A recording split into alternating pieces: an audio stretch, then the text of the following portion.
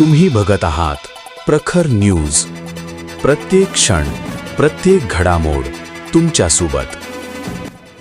Bharatiya Janata party बागलांच्या वतीनं आज सटाणा शहरात भव्य तिरंगा रॅलीचे आयोजन करण्यात आले होते. स्वातंत्र्य दिनाच्या पार्श्वभूमीवर आयोजित करण्यात आलेल्या या रॅलीत राष्ट्रध्वजाप्रती सन्मान, देशभक्ती आणि राष्ट्रीय एकात्मतेचा संदेश देण्यात आला होता.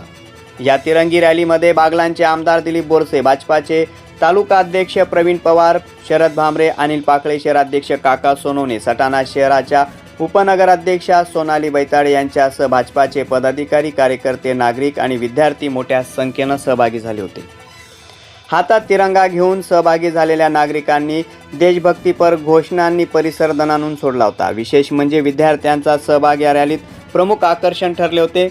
तिरंगा हा केवळ ध्वज नाही तर देशाच्या स्वातंत्र्य, बलिदान आणि एकतेचा आणि अखंडतेचा प्रतीक आहे. याच राष्ट्रीय भावनेला उजाळा देत आयोजित करण्यात आलेल्या या रॅलीतून नागरिकांमध्ये देशप्रेमाची भावना अधिक रूढ करण्याचा संदेश देण्यात आला. प्रखर न्यूजसाठी भगवान पवार, पिंपळदर.